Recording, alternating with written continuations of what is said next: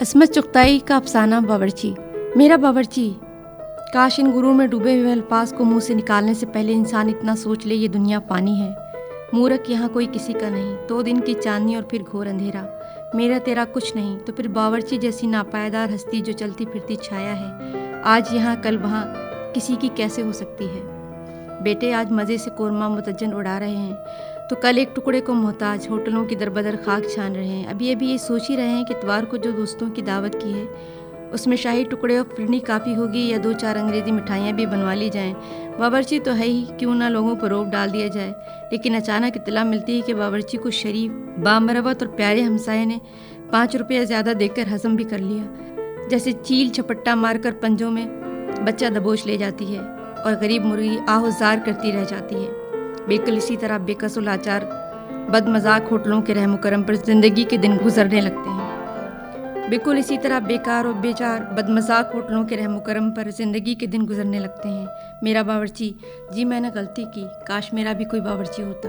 یہاں اس گھر میں جس کا کرایہ میں ادا کرتی ہوں، بے شک یہ جناتی قسم کا باورچی رہتا ہے، جس کی ملکیت تو توا چولہا وغیرہ ہے، اس کے علاقے میں چمٹا، پھکی اور جھینگروں، چوہوں وغیرہ کے علاوہ 2 نہایت غیر اطمینان بخش قسم کے انسان بھی رہتے ہیں، اور اپنی خودداری کو شدید ٹھیس لگاتے ہوئے ان 2 ہستیوں میں سے ایک تو خود میری گناہگار شخصیت ہے اور دوسری میرے خدائے مزاجی کی ہے۔ شاید پڑھنے والوں کو شبہ ہو رہا ہے کہ باورچی انتہا درجے کا گستاخ، غیر مہذب، مرکھنا ہوگا، جی نہیں، ساری مصیبت تو یہی ہے کہ وہ خطرناک حد تک مہذب، فرمانبردار اور کم سخن ہے۔ لوگ کہیں گے تو پھر یقیناً میرا دماغ کچھ خراب ہے، جی نہیں، جہاں تک مجھے معلوم ہے نہ تو دماغ خراب ہے اور نہ ضرورت سے زیادہ چھوٹا، گو کہ اگر آپ میرے باورچی کی رائے لیں تو وہ یقیناً رفع عام کی غرض سے مجھے پناہ کر دینے یا کسی دماغی ہسپتال میں داخل کرنے کا مشورہ دے گا۔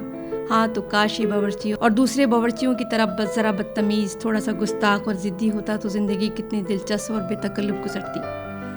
اگر وہ تھوڑا سا غیر مہذب ہوتا تو میں کتنی آسانی سے کرسی پہ اکڑو بیٹھ کر کھانا کھا سکتی، کیونکہ مجھے اس طرح کھانا کھانے میں لطف آتا ہے۔ مگر کیا ہوتا، جو ہی میں کرسی پہ آلتی پارتی مارتی ہوں، اسے یا تو جادو کے زور سے پتہ چل جاتا ہے یا اس نے بیرے کو رشوت دے کر جاسوسی پہ مقرر کیا ہے۔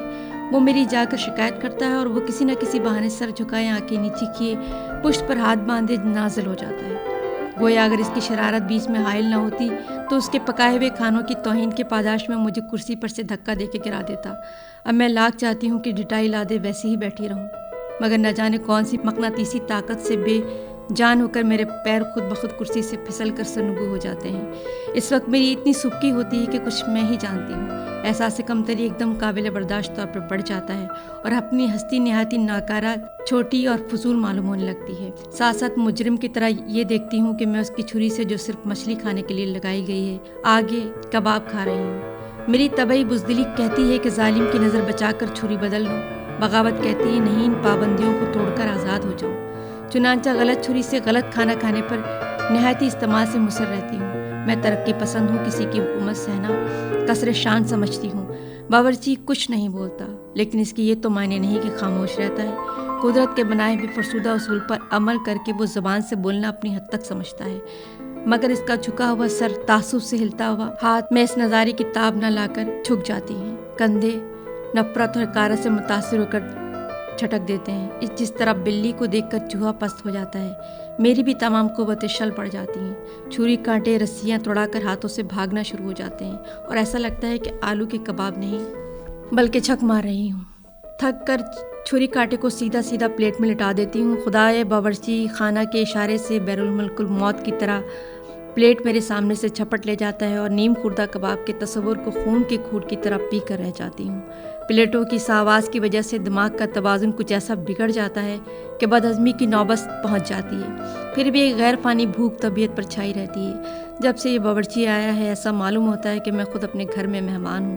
خیر اگر اتنی ہی بات ہوتی تو صبر آ جاتا، دل کو سمجھاتی کہ دنیا بھی تو ایک سرائے ہے، ہم سب مہمان ہی تو ہیں، نہ جانے کب سفر کی تیاری شروع ہو جائے۔ مجھے اس سفر سے قطعی انکار نہیں، لیکن یہ بھی نہیں چاہتی کہ قبل از وقت لشتم پشتم بھاگ نکلوں، خودکشی گناہ ہے۔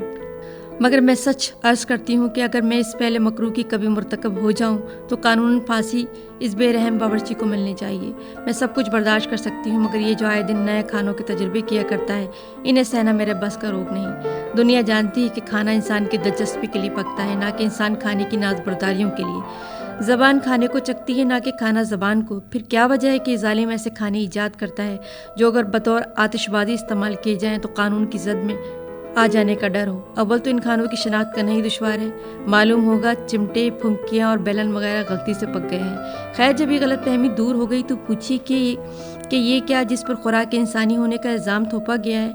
कभी मालूम हुआ कि रोटी को ठूस दिया गया हो, कभी शुबा होगा कि बच्चों के खिलौने और सिंगार की चीज़ों को इस तरह का रमत बनाने की सही फरमाई गई है। गिरानी का ज़माना है, ना जो कुछ भी किफ़ायत की आड़ लेकर न कर डाला हो कम है। अब इस अरसे में कुव्वत फैसला बिल्कुल मफलूज हो चुकी होगी।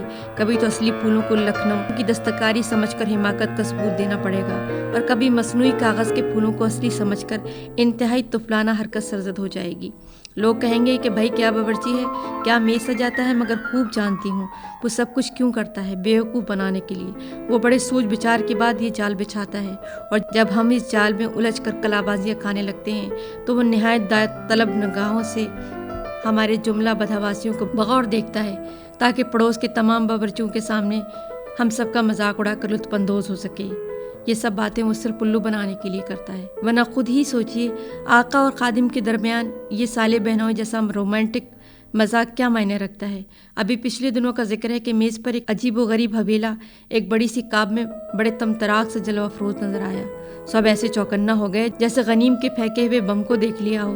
निहायती होशियारी से बावर्ची की आंख बिछाकर पहचानने की कोशिश इतनी ही बेसूद और दुश्वार साबित हुई जैसे दरिया में कूद पड़ने के बाद खुश्क रहना।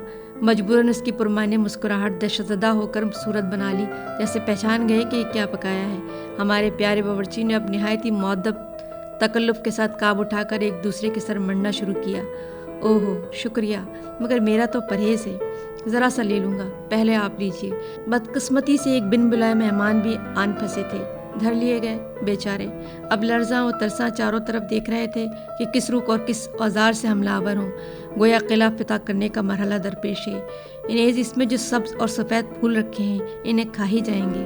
खैर, वो सिर्फ नुमाइश की गरज से रखे गए हैं। यकीन मानिए, यही सांप एक बार पूरा कागज़ जो सजावट की गरज से लगाया गया था निगल चुके हैं। लिहाजा कुदरतन मजबूर थे कि कमबख्त बावर्ची हर नई काब के साथ कम अज़ कम एक पर्चा तरकीब इस्तेमाल को दे दिया करे। वो निहायती मुअद्दब फासले पर खड़ा लुत्फ़ ले रहा है, जबकि मेज़ पर रखे हुए सब हथियार नाकारा साबित होकर फावड़ों, हथौड़ों और दरांतियों की ज़रूरत महसूस हो रही है। तभी वो निहायती मासूम और भोली आवाज़ में बताएगा कि बजाय पागलों की तरह कुश्ती लड़ने के अगर इस शय को सीधे साधे चमचे से निकाला जाता तो कभी इतनी बेलगाम न हो जाती।